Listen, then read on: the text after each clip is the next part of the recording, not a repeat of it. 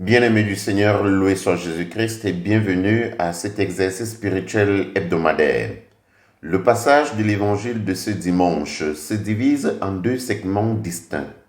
Mais ces deux segments ont la même fonction introductive. Le premier segment, chapitre 1 de l'évangile de Luc, versets 1 à 4, est une sorte de prologue qui introduit tout l'évangile de Luc. Luc n'invente rien, son évangile ne tombe pas du ciel. Il s'inscrit plutôt dans la tradition de ceux qui ont été témoins oculaires des événements. Et là, je nous prie de prendre événement dans le sens historique du terme, puisque Luc fait œuvre d'historiographe. L'événement n'est pas seulement ce qui est arrivé, c'est surtout ce qui arrive à grande répercussion géographique et temporelle, et qui a de l'importance pour l'homme. Pour Luc, cet événement, c'est Jésus de Nazareth, dont l'écho de la vie va au-delà de l'espace et du temps. Cet événement, Jésus, Luc veut le partager avec quelqu'un qui lui est cher, Théophile. Théophile serait un grand prêtre intéressé au sujet de Jésus qui se serait adressé. Ce Théophile se serait donc adressé à Luc pour savoir si Jésus était réellement le Messie.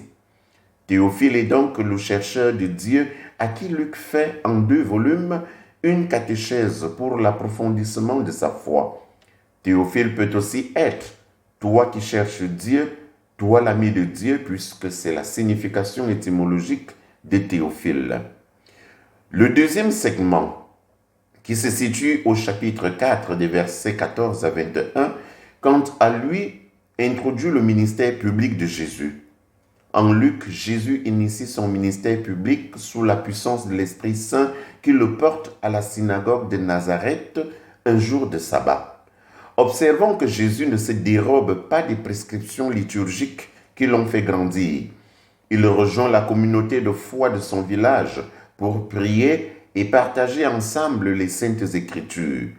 Il lui revient, comme à tout juif ayant fait sa bar mitzvah, de choisir un texte de la Torah ou des psaumes, d'en faire lecture, puis un commentaire. Ce n'est pas par hasard qu'il a ouvert le rouleau et trouvé le chapitre de la lecture qui prophétise sur lui, mais ce fut une action de la providence de Dieu, dit Origène. Le choix de l'extrait prophétique oriente le commentaire de Jésus par la suite et définit sa ligne pastorale.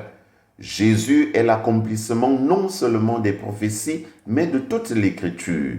Et les destinataires privilégiés de son ministère sont les pauvres, c'est-à-dire les captifs, les aveugles, ces personnes réduites à la mendicité, ces personnes indigentes des produits de première nécessité, ces personnes indigentes des valeurs fondamentales de la vie humaine.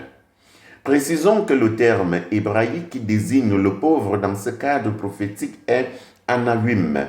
Il s'agit donc des pauvres de Dieu dans le sens de Théophile.